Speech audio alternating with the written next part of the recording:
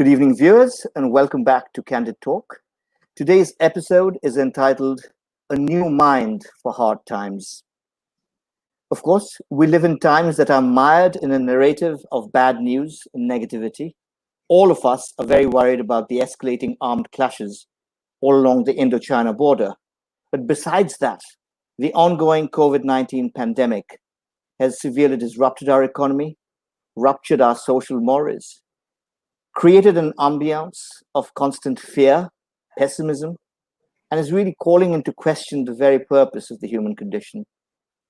And especially under these circumstances, we are privileged to have as our guest Dr. Ellen Langer, Professor of Psychology at Harvard University. Popularly known as the mother of mindfulness, if I may use that sobriquet. She's the author of 11 books and well over 200 research articles on mindfulness, written for general as well as academic readers. Her work over the past 4 decades has been recognized by a host of international awards. She is the recipient of a Guggenheim Fellowship, 3 Distinguished Scientist Awards, the World Congress Award, the NYU Alumni Achievement Award, the STARTS Award for Unifying Psychology, and most recently, the Liberty Science Genius Award. Professor Langer, it's such an honor and privilege to have you on our show. Very good morning to you. Thank you. It's a pleasure being here. Professor Langer, I was thinking if we could begin by you sharing a little bit of your journey as an academic and as a researcher, because today mindfulness is cool, right? Not everybody may be a practitioner, but everybody kind of knows what mindfulness is all about. But like four plus decades ago, when you began your journey, not only was it a relatively less known subject, there were, if I'm not mistaken, very few women researching that subject back in the day. Tell us about that. Well, nobody was researching the subject, I guess, pretty much so. This was back in the early 70s. You know that I had begun my teaching career in New York. And in New York, at the Graduate Center of City University. And New Yorkers are very street smart.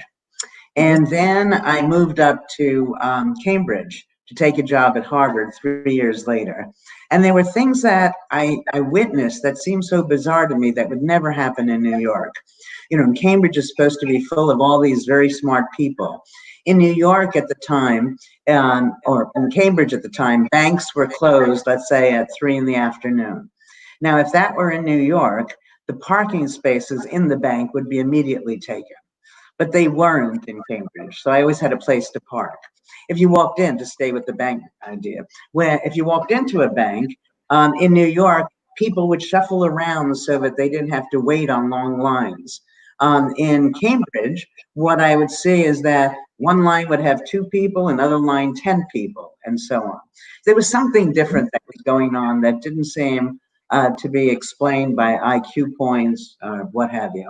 So that was the beginning of this. Then I started watching myself do strange things. I mean, I remember I once walked into a mannequin and I apologized. You know, I had a father growing up who was always forgetting his keys. And again, the thing that was interesting to me was this didn't seem to relate to intelligence. You know, as I've been studying this for so many years, and I teach at Harvard, as you mentioned, for over 40 years, and now I'm quite sure mindlessness and intelligence are not the same thing.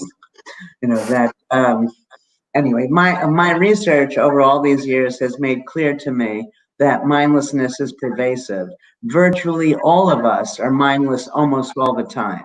And the problem is, when you're not there to know you're not there. So people are oblivious to how often they're just walking through life as robots.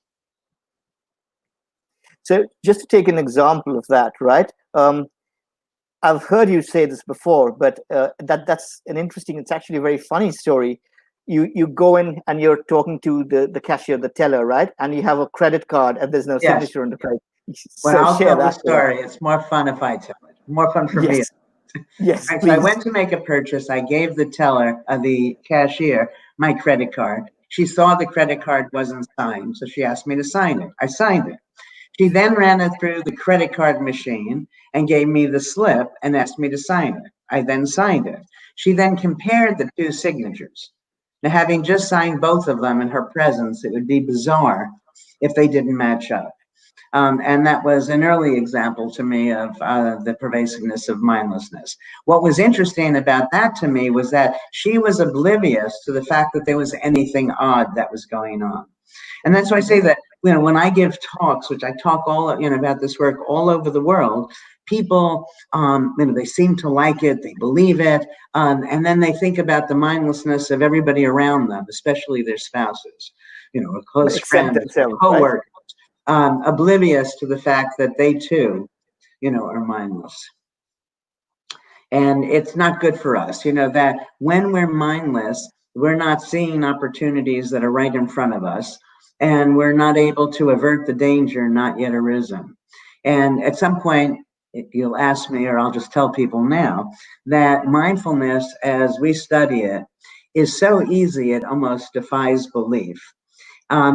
This has nothing to do with meditation. Meditation is fine. Meditation sets you up for post-meditative mindfulness. But our way of being mindful is just actively noticing. And when you actively notice, that puts you in the present. You become sensitive to context and perspective. Your behavior is no longer rule determined. You have rules and routines, but they guide what you're doing. So you can always choose to behave differently. And this active noticing is the essence of engagement. So it feels good. So 40 years of research shows it's easy to do, it feels good, it's energy begetting, not consuming. We have data showing that the things we produce show the imprint of our mindfulness. When we're mindful, people see us as charismatic and authentic, and we're more attractive. So we're more attractive, more effective, and most of the research is on health, and that this is the key to health. So that's why I'm here talking to all of your listeners, because it is so simple, and I believe the key to our health and well-being. Right. I suppose part of the challenge, Professor Langer, is most of the time we tend to fill our days with so much of activity, just rushing from one meeting to the other, one call to the other, etc., that we tend to think that we are very effective, we are very productive, ergo we must be mindful, right? But I think most of the time, like on autopilot, right? So if that is the scenario, what can trigger the sense of self-awareness? How do I know that I'm not being mindful? Well, that's a very good question, because you have lots of pop psychology that says to you, be in the moment, be in the present, but that's an empty instruction, because again, when you're not there, you don't know you're not there. The way to be there is to simply notice. Now, what happens is that the way we're taught by our parents in schools, by speakers, journalists, and so on, we're given information in absolute terms. So we think we know. And when you think you know, there's no reason to pay any attention. And we don't know. We can't know, because everything is always changing. Everything looks different from different perspectives. So if we adopted, and we should only have one mindset, and that should be for uncertainty. And when you know you don't know, and you also know that nobody knows, so you don't have to feel intimidated by somebody who thinks they know, because they don't, then you naturally tune in. So if you knew what I was going to say next, there'd be no reason to listen. If you know that you can't be sure what I'm going to say next, then you stay tuned. So uncertainty leads us to be mindful. And when we're mindful, we recognize the implicit uncertainty in everything, inherent uncertainty. Absolutely. You mentioned meditation. Is there an intrinsic link in the sense that if one is practicing meditation, like seriously, does that lead to a greater sense, like a higher level of mindfulness, or is the same level of mindfulness, can it be extended for a longer time? I mean, is there like a relation, is there correlation at all? Yeah, I don't have data on this, comparing the two. We did one or two studies, but nothing I'd like to talk about. But it's sort of if you were going to go to Paris, you could fly, you could take a ship, you could take a helicopter, you could walk part of the way. There are many different routes. But once you were in Paris, you'd be in Paris. meditation is just a different way of becoming mindful. And meditation is a practice. Mindfulness, as we study it, is not a practice. It's just a way of being that rests on an appreciation of uncertainty. And the way to persuade yourself of all this uncertainty is take the things that you think you know and just ask yourself how it's different now. When you find single solutions to things and now you think you know, look at multiple solutions. Ask yourself, why is this good? Why is it bad? You know, events are neither good nor bad. That's what our minds impose on events. You know, when I start lots of my lectures, as I travel around the world, I often ask people questions like, how much is 1 and 1? Okay, so now everybody think, oh, 1 and 1, they become bored or think I'm strange, and both of those, you know, I may be, but nevertheless, we're taught 1 and 1 is 2, but it turns out 1 and 1 isn't always 2. If you take one pile of laundry and you add to it one pile of laundry, 1 plus 1 is 1. You take 1 wad of chewing gum and you add it to 1 wad of chewing gum, 1 plus 1 is 1. In fact, in the real world, not in the abstract world of numbers, 1 plus 1 probably doesn't equal 2 as often as it does.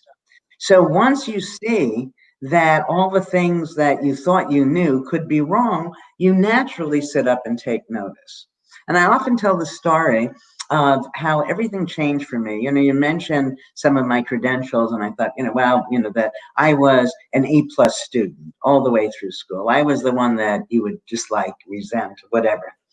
Now, I'm at this horse event, and this man asked me if I'd watch his horse because he was going to go get his horse a hot dog. A+. I know horses don't eat meat. That's ridiculous, right?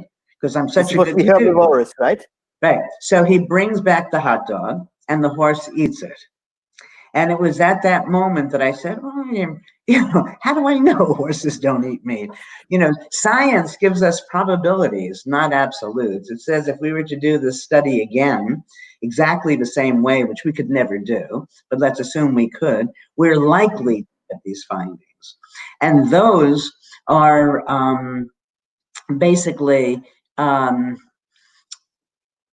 these absolutes are given to these conditional probabilities. The probability that sometimes, most of the times, many times, horses don't eat meat. Sometimes, many times, not all the time, 1 plus 1 is 2, and so on, are given to us as absolutes. So we think we know. And that certainty is the essence of our mindlessness. In fact, a fun way of understanding mindlessness is that we're frequently in error, but rarely in doubt. Okay, so maybe that is something to watch out for, right? So it's overconfidence, like, yes, I know it, and therefore, and that's probably a good cue right there to ask myself, okay, I said I know, is this really true? Can I probe that a little bit deeper, right? Yeah, So you can walk out of the house every day and look for 3, 5 new things. When you get to work, you can say, what are 2, 3, 5 things that ways I could do this thing I'm doing differently. You come home and you notice 3, 4, 5, you know, the number doesn't matter, things about the person you're living with that are different. And you do this often enough and you come to see, yeah, everything is new from different perspectives. And the other thing, you know, so that sometimes, you know, people find it difficult to just remind themselves of this because they're so used to marching blindly through their lives. But whenever you have a problem or whenever you find yourself stressed, then you take time from your typical way of being and to suffer. And even if only at those times one called upon some of the things that I'm going to explain to you, they'd be better off for it. And over time become more mindful. To recognize events do not cause stress. What causes stress are the views you take of events. And, you know, so you're stressed. Now you've got an opportunity to look at it anew and to say stress relies on 2 things, Avik. The first is a belief that something's going to happen. And the second, that when it happens, it's going to be awful. But you want to attack both of those because we can't predict. Prediction is largely, almost exclusively, an illusion. So you say to yourself, what are 3, 5 reasons that this thing might not happen? So now you're immediately less stressed because you started off, it's definitely going to happen, to now maybe it will, maybe it won't. And then say, okay, let's say it does happen. What are 3 advantages of it actually happening? All right. So then you realize that it may or may not happen. If it happens, you'll be able to deal with it and the stress dissipates. So if you and I go out for dinner and the food is wonderful, great, it's wonderful. If you and I go out for dinner and the food is awful, great, I won't eat as much, presumably, and I'll lose some weight. You see what I'm saying? So it's not, Right. Things are neither in and of themselves. Absolutely. Yep. Yep. So let me play that into something which pretty much all of us are undergoing at the moment with the pandemic, the COVID virus all about us. Wherever we are leaving home for work or just for a chore, right? There is this perception, right? There's this sort of inherent narrative, oh my God, something's bad going to happen, right? But just because I'm getting outside the home to go to the ATM machine and collect some cash does not mean I'm going to catch the virus. So there's a probability right there, right? And again, even if the worst happens, that doesn't necessarily mean that I'm going to die because I'm relatively young and I've got a good constitution, etc., right? So but the perception is, oh my God, the worst is going to happen every time I step out of the house, right? Well, this might be a negative way of dealing with the negative that could lead it to be positive. If before the virus, or you say to yourself, the virus is a thing of the past, when I walk out that door, what are 20 ways I could get killed? These things always exist. And to say 20 reasons why everything is going to be just fine. I mean, what people should do, I've been talking a lot about this lately, is develop an attitude of mindful optimism versus defensive pessimism. And that's what most people suffer from now. Defensive pessimism is expect the worst, but hope for the best. And that's wrong. It's maladaptive in 2 ways. We tend to get what we expect.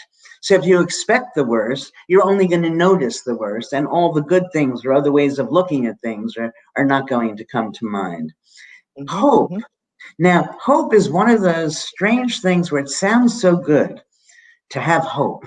Well, having hope, being hopeful, is better than being hopeless, certainly. But there's a better way still, because hope has built into it an expectation for failure.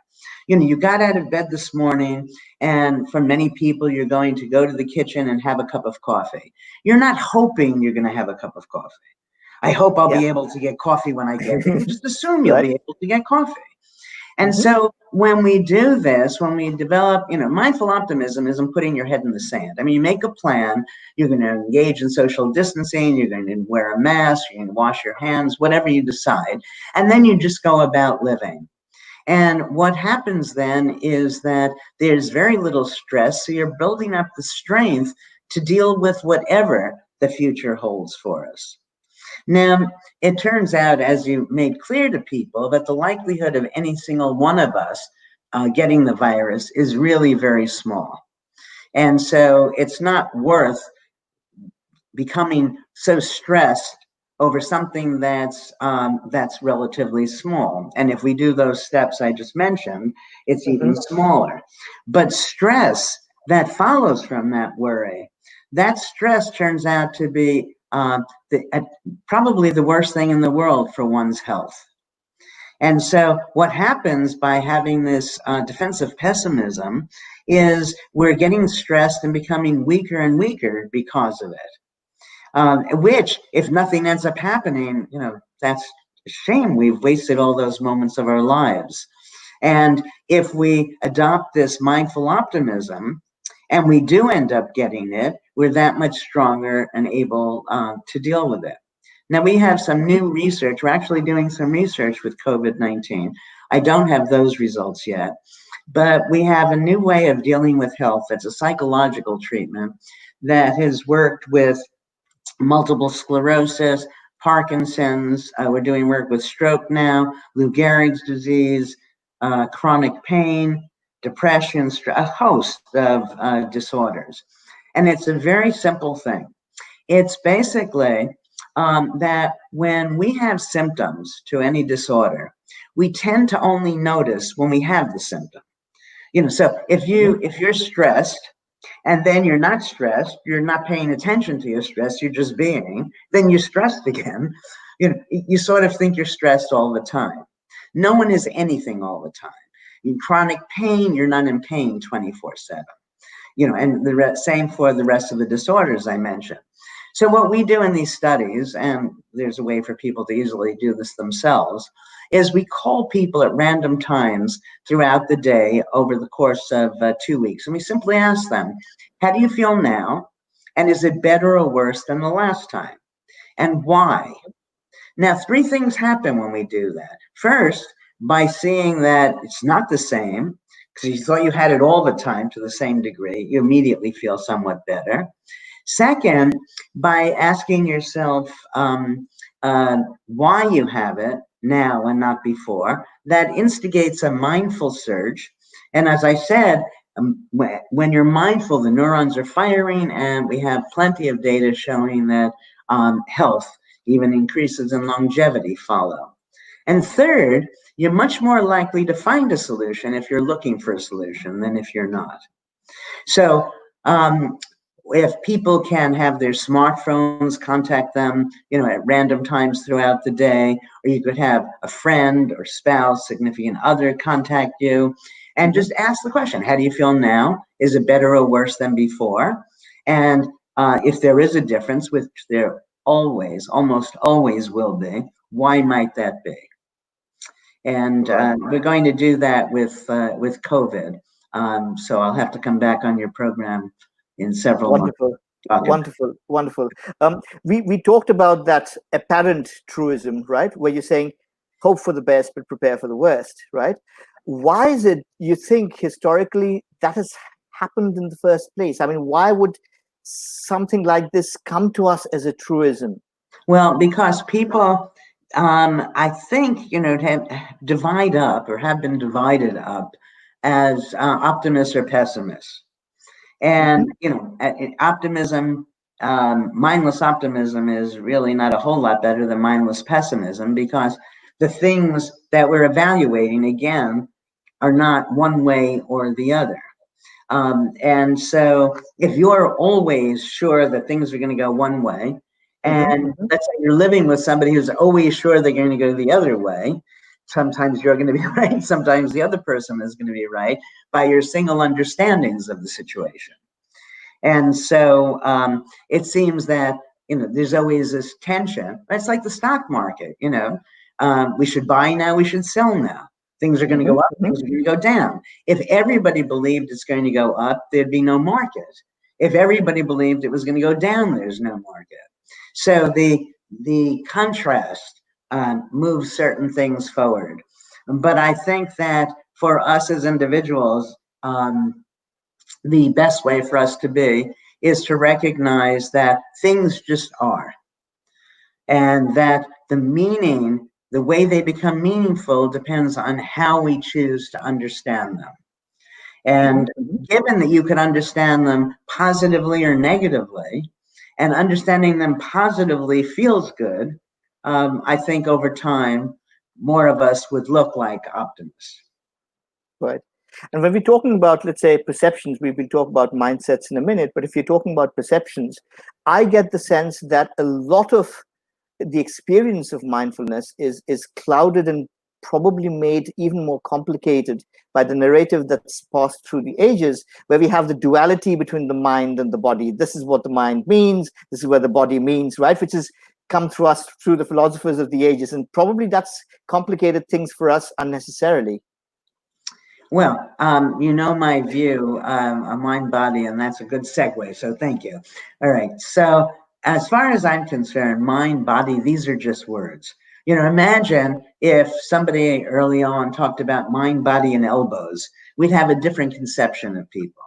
And so I had this very simple idea that turns out to be diametrically opposed from the way most people view the world. But all of the data that we've been collecting, and it's quite a bit at this point, suggests that it's correct, which is take the mind, take the body, they're just words. Let's put them back together. And if we put them back together, wherever we affect one, since it's the same thing, we're affecting the other. And what that means is that our minds are fabulously powerful over every aspect of our lives. So if you go out for a run, that's your body moving, but that certainly is going to refresh your mind because, again, they're just one. So do you know The Simpsons, the cartoon show? Yes, Okay. yeah. So the study that was the first we did to test this mind-body unity idea is a very famous study. And I can say it's a famous study because it turns out the Simpsons talk about it in the episode on The Simpsons Go to Havana. All right. Oh, okay. What we did in this study, this was done back in 1979. I did it when I was a teenager. No. What we did was we took a timeless retreat and we retrofitted it to 20 years earlier. So everything about it, almost like a movie set, seemed as if it was 1959. And at the time it was 1979. Then we had a group of elderly men in their 80s and such live in the retreat for a week. And they lived there as if they were their younger selves. They spoke about past events in the present tense. They watched movies from the past, TV shows, always talking about them as if they were brand new and just happening, political events and so on. We took lots of measures before we started this, even taking photos of all of them, and then measures immediately after they spent these 5 days. And the findings were phenomenal. That these are men, remember, in their late 80s, their vision improved, their hearing improved, their memory, their strength, and they even looked younger.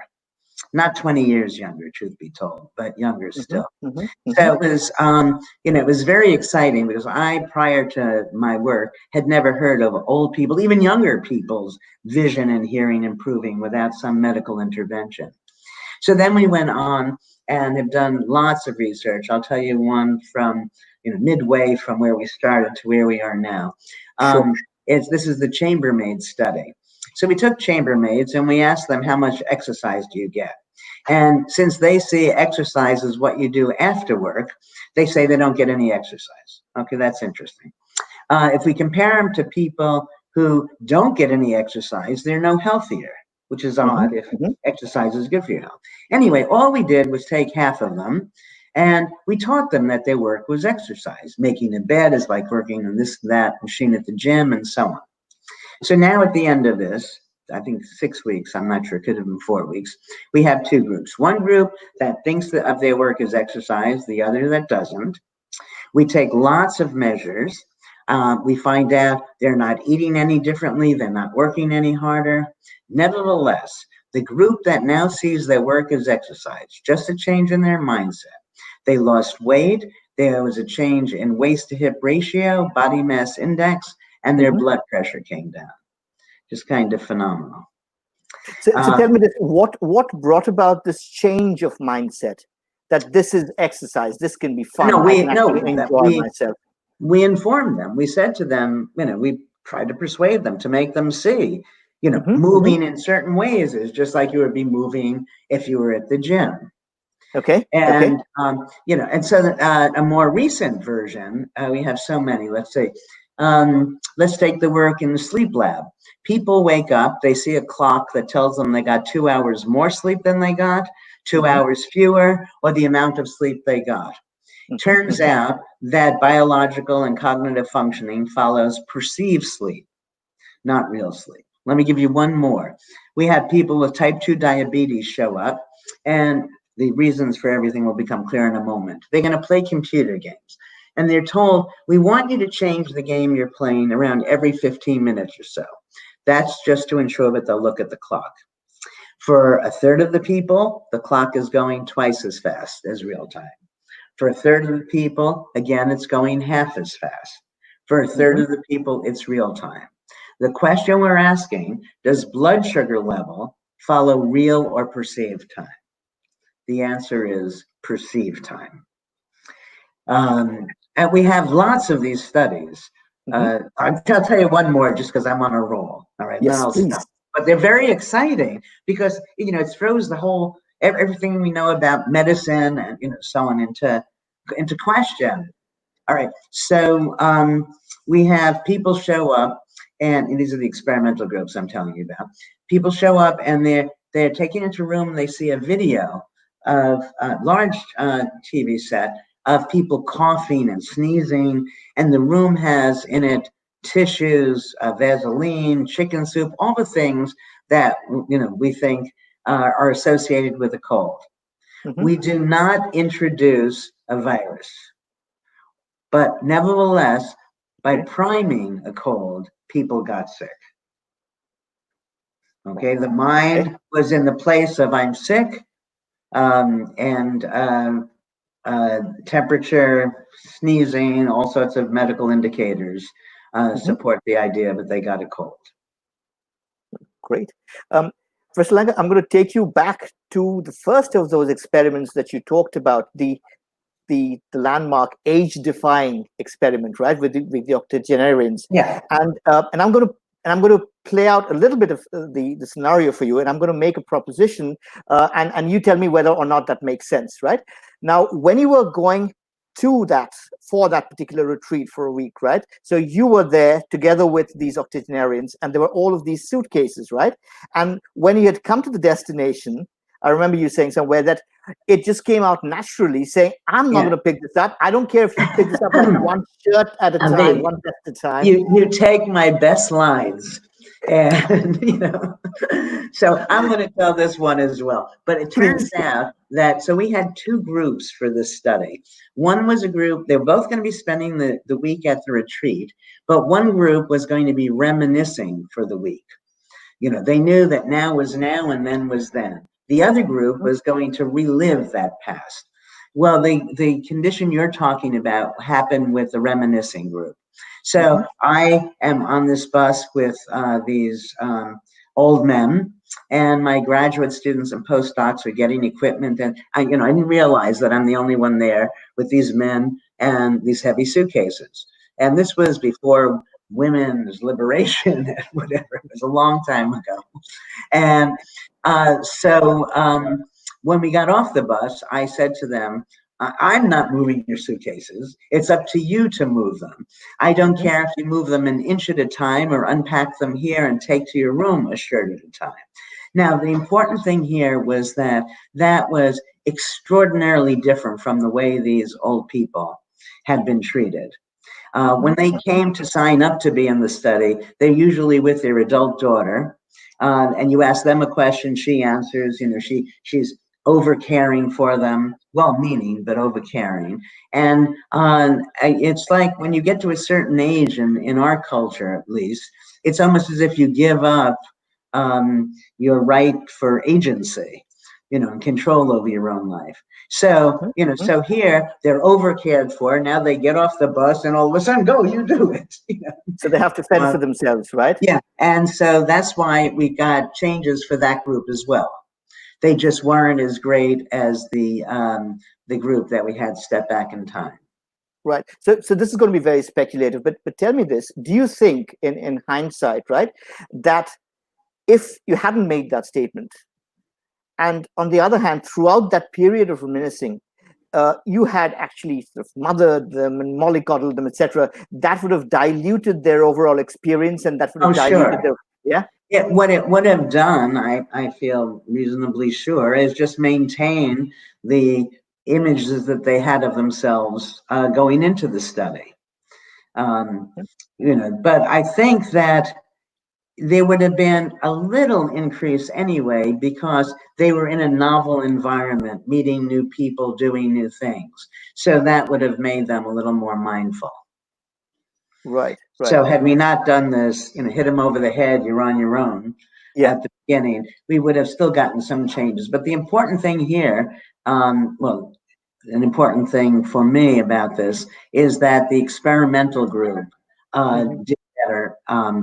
in so many ways. And what it does is when we put their minds back, all of the self-statements of they can't do it and their negative expectations just go away. We're doing this, I think it's a study we're doing now, or I'm doing it for some TV show, I don't know. But so I'm not sure it'll work, but on the other hand, I'm pretty sure it'll work. That if we take older men who used to play softball or baseball, not professional, and they walk around and they're doddering and can't bend down and so on. But we put them back in their uniforms, put them on the field that they used to play on. I think you throw a grounder to them, they'll be able to get it. Well, it's too bad we have to be tricked into being our better or more competent selves. But once we see that we can do something, then we need to question why we ever thought we couldn't. And that allows us to go forward with greater, fuller expectations for ourselves. Right. So we talked about the mindlessness sort of predicament that we are in most of the time, and a couple of questions from the viewers saying, is there something in the way that our society functions? Is there something that we normally tend to live our lives in that makes this state of mindlessness kind of like the default setting? I mean, why aren't we mindful by default? Yeah, well, now again, I don't have data for this, but I've thought about this for so many years that the most satisfying answer that I've come up with is that it maintains the status quo. It's a way of keeping everybody in their place. The people on top know they don't know, but if they fool everybody else into thinking they know, and you don't know, he may know, typically, or perhaps she, then you just do what you're told. In many lines of work, you're punished for making mistakes. So you're not going to try new things out. You're going to do it. You're going to just keep doing it the same way, even though that sets you up for more accidents and mistakes. I often talk about, many of us stay mindless out of the fear of making mistakes, but mistakes are really opportunities to show us we've been mindless. And that if you make a mistake, you have to realize that it's just a deviation from an idea of how things should have been. See, the real mistake is thinking, this is the best way. So that if you deviate from the best way, sure, that's not good. If you know that that was one way, better in some ways, less good in others, then you don't punish yourself for these mistakes, and you're more likely to ask yourself, well, what could I do with this thing that now has gone awry? How is this actually an advantage? So you know the story with the glue? I know you do, because you've memorized everything I've said in any context. All right, but your listeners haven't. So this company makes a glue, and it turns out the glue fails to adhere. So it's a terrible failure. You can imagine the stress the CEO feels. Now, somebody thought to use that glue that failed to adhere and ask themselves instead, what could you do with a substance that adheres, sticks together for a short amount of time? And from that mindful thinking, the Post-it note was born. So was it a mistake or a success? It was a failed glue. It was a successful Post-it note. And I'm sure that for 3M, the Post-it note has made them more money than one more glue on the market would have. And that's the case for all seeming mistakes. There's always a way to reframe it so that it's actually a good thing. And it's easier going forward. If you're going forward mindfully, where you're not sure exactly what the next step is, but you're there, then you're not going to make mistakes in the first place. It's when you think you know that then you get tripped up. Yeah, I mean, what's really bizarre for me, Professor Langer, is that if you're looking at, let's say, a culture such as India and let's say the US where you're based, there could be a million sort of nuances which are different culturally, and yet, when we're talking about falling in line, when we're talking about, like a herd mentality, and we're talking right from our kindergarten days, right from the time when people are children, this complete aversion, you cannot, no mistakes are allowed. It's bad to experiment. That is the same, and that is bizarre. But as I said, I think that maintains the status quo. right? If I'm on top and I get everybody thinking they should know things they know they don't know, do things that they're not sure they can do, keep everybody stressed, nobody questions my position of authority. Yep, yep. You mentioned a little while ago that sometimes we have to be tricked, or we have to have all of these sort of props to allow us to sort of excel ourselves, right? And since you are certainly in a state of flow at the moment, may I request you to relate the anecdote about the aircraft pilots? The study with the aircraft pilots? Yeah, so when they've got the uniform, right? Oh, yes. Okay. So, yeah, this was a study we did a long time ago. Again, an early study of mind-body unity. We took Harvard students, and we had one group of them. They were going to put on the uniforms for Air Force pilots. Air Force pilots, they all believed, have excellent vision. And then they were going to be in a flight simulator. Now, first thing we did actually was test their vision. Then they put on the uniforms, and then they're in a flight simulator. So they're flying a plane. They look out the side window, and there's an aircraft that they can see. And their task is to read the line, read what's on the wing of the plane, which is actually quite ridiculous. But, people, don't realize at that moment that they wouldn't be that close to another aircraft. Right. Anyway, the point is that when they were being Air Force pilots, their vision improved. So we had a comparison group. We also test their vision, and we didn't have them put on the uniforms. We had them go into the flight simulator, but the simulator was broken. So we had a simulator. So for them, they were not Air Force pilots in any meaningful way, and there was no improvement in vision. So it's sort of if you thought that, I don't know, take somebody you admire enormously and just imagine that you're that person, then whatever the content is for that admiration, you would improve. When I'm in the shower, I'm not the world's best singer, but when I'm in the shower, I sound like, I don't know, good people. I sound like I can't sing. Now, no one is there to tell me I'm wrong. Nevertheless, in my own mind, that if I can sing when I'm being Barbara Streisand or Maria Callas, then I'm the one who's doing the singing. So then when I'm in the world being myself, I should be more confidently singing. That's what placebos are all about, right? You take a pill that's a sugar pill. You get better, but the pill is not making you better. By definition, it's inert. So you're making yourself better. And so all of these studies, one way or the other, are designed to return control back to us, where we don't need, a medical person giving us a pill, or a CEO giving us permission to be creative, and so on. So I'm going to talk a little bit about creativity, right? And, obviously these decades-long study, mainly by Mihai Csikszentmihalyi, right, and his associates, where we're talking essentially about creative people, about composers, painters, musicians, etc., and talking about the different kinds of statuses and sort of triggers that create the state of flow. But let me put it on another way around, right? In your own context, if, let's say, you had not immersed yourself in the study of mindfulness and really sort of studied it inside out, do you think you would have been as attracted to the fine arts? For example, you're a painter in your own right. So if you had been less mindful, do you think, and again, another speculative question, do you think you'd have been as interested, as absorbed in your painting otherwise? Sure. When I was an undergraduate, I had a professor that I was close with, and together we were working on an art history book. So probably that was before I had, if you had asked me would I end up painting, I, would have bet large sums of money that, that I wouldn't.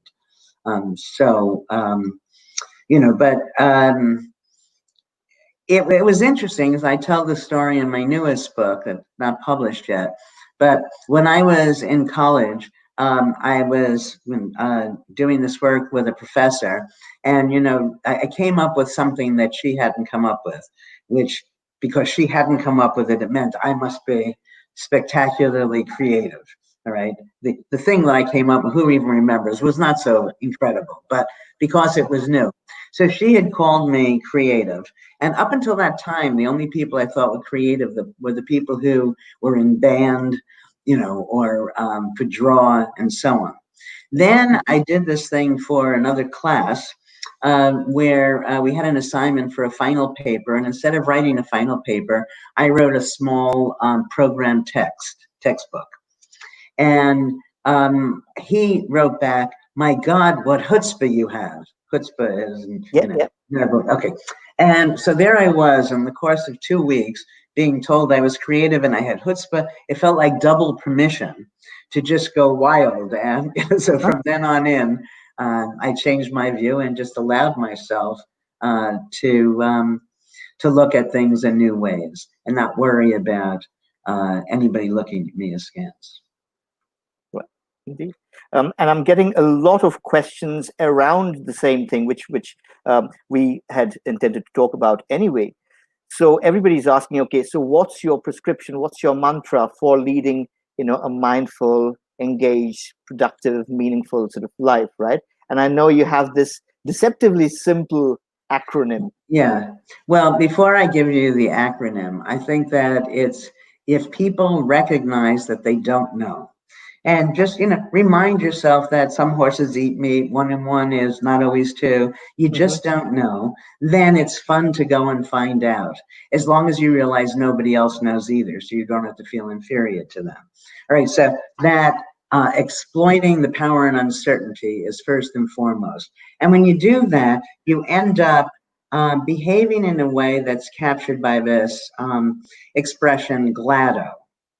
GLADO stands for be generous, loving, authentic, direct, and open.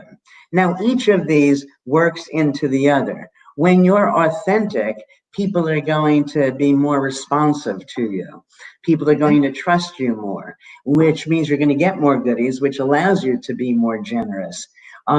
If you see that you're going to be, that authentic is valuable. By the way, people don't realize that when they're pretending, people know anyway. So it's a strategy that's stupid. You might as well be authentic. And if people realize that behavior makes sense from the actor's perspective, your perspective, or else you wouldn't have done it, and you look at why you did what you did from your perspective, you're never going to feel bad about yourself. I'm not gullible, I'm trusting. You think that I'm consistent, that's because I'm flexible. I think that you're boring, but that's because you're stable. No matter what the expression is to define behavior, there's an equally potent but oppositely valenced alternative. And you need to find the real reason why you did it so you feel good about yourself. And then that allows you to be more authentic and direct. That when you realize there's a good reason for saying or doing or asking for, whatever the case is interpersonally, why beat around the bush? And when you also realize that there's so many different ways of phrasing what you're asking for. I can say, Avik, please, I know we didn't discuss this, but I would like to spend an extra 10 minutes with your audience today. Now, I don't know if the show has to go off the air after an hour, and I could ask that in a roundabout way. I could sit and hope for it. I could try to manipulate things so when the hour is over, I'm mid-sentence, so we have to go on for the show to make sense. Or I could simply ask, simply put it out there. So if we have a good reason for why we're doing whatever we're doing, it's much easier to be upfront with it. And I think everybody would prefer to be loving than to be hostile. The bullying that we see, sadly, now so frequently in the United States, bullying comes from weakness. Nobody who has it together bullies. So what we should do when faced with a bully is to feel sorry for them. And in feeling sorry for them, then you become more generous again. And feeling sorry for them, you don't feel vulnerable yourself. Okay, so you see how all of this works these concepts being generous, loving, authentic, direct, and open are mutually exclusive, are mutually interactive. One leads to an increase in the other. Mm-hmm. So if you kind of like draw it out spatially, you go in like a circle, you do more of virtuous this. circle, right? Exactly. Instead of a vicious circle, it's a virtuous circle. Sure. The more open you are, you see the effects are so positive. That allows you to be less scared. So you're going to be more loving. When you're more loving, you're naturally more generous, and so on. Yeah, they each lead to an increase in the other. I mean, if we look at each of these individual constituent elements by themselves, right, we intrinsically, emotionally, as well as sort of cognitively understand what they mean. But when I'm trying to implement this, execute this as a way of life, it's incredibly hard. What do you think are the main reasons for that? Well, because that you're seeing them as separate things. So just choose one. So just decide you're going to be more generous, or you're going to be more loving. So what does that mean? If you're going to be more loving, that means you have to be less evaluative. And if you're going to be less evaluative of other people because you recognize that your dislike for me because I'm impulsive, has no place, because actually what I'm being is spontaneous. My dislike for you being so gullible and weak is only because you're trusting. I don't want you to be less trusting. You don't want me to be less spontaneous. And so when we realize this, we become less judgmental. So being less judgmental, then we're less afraid of other people. If we're less afraid of other people, it's easier to be open, and so on. So you can pick any one, of GLADO: generous, loving, authentic, direct, and open, and just focus on that, and it will lead to all of the others. It will lead to the others, right? Yeah. I'm going to get the conversation towards something that we began with, right? The COVID pandemic. Before this, right? If I take a step back, and all the sort of developed economies with all of our mature technologies, we say, look, we've got Internet of Things, we've got AI, we can do things so much faster, simpler, more efficiently, cost effective, etc. Do you think that, I'm trying to choose the right words here, but progress in technology and sort of advances in science sometimes can immure us to certain sort of emotions or certain other things that we should otherwise be sensitive about, because we just get too proud of our achievements. People ask me this question in many different ways. It amounts to the same thing. And they're saying, there's so much information out there now. How do you keep from being stressed by it? And I answer that there's no more information now than ever before. One could have taken a blade of grass and examined it from an infinite number of perspectives. Over time, every second it's different, and so on. What differs is that many people think they need to know. And it's interesting because there's really no data that if you know more about whatever it is, you're going to produce something better. So, but the more important answer to your question is that it doesn't matter what you're doing. What matters is the way you're doing it. So you can be on the computer, on your phone, eating a sandwich, playing golf, doing a webinar, no matter what. You can do it mindlessly or mindfully. And if you're doing it mindfully, you're going to reap enormous benefits. You're going to be energized by it. It's going to be good for your health. You're going to feel excited and happy. If you're doing it mindlessly, you're giving up an opportunity and you're remaining sealed in an unlived life. And do you think, because you talked about, the overflow of information, right? More than ever before, we are bombarded by so many sort of streams of information, YouTube and video channel and TV news, etc. Do you think that tends to clutter our thinking? No, that's what I was saying, that, there were always many options. I could have been given the information by my grandmother, by my neighbor, by my neighbor's neighbor, by my mother's friend, but, it was always possible. Just the channel has changed today. Nothing demands that we pay attention to all of these things. It's the mindless belief that it's the fear of being left out, the fear of missing something, that is the problem. not the number of options. That you can make somebody overwhelmed with choices if they think that one choice is necessarily better than another, so they have to keep exploring to find the best way. There is Right. no best way, and the best way for the moment is going to change the moment later or look different from different perspectives. So I think recognizing that the way we approach anything is more under our control than some people often think when they feel too many things coming at me at once. Don't turn on the computer or your phone, or just go to one site for information. But no matter what, I think it's interesting to me that I think I should collect some data on this, because I would be surprised if this weren't the case, that if you are getting 10 pieces of information and your colleague is getting 15 from 14 different sites, and somebody else is getting only that the fact that 14 is going to produce something better than 10, better than 5, doesn't exist. And if you have no information, then the only information you have comes from things internal. If you have only one source of information, it's easy to play with it. Now, I'm not suggesting it's a bad thing to have all these choices. What's bad is to think that you must process all that information. Right. So it's like the compulsion. I have access to 50 channels, therefore I have to have information from 50 channels and sort of have a distillate of it and process it and then do something great, right?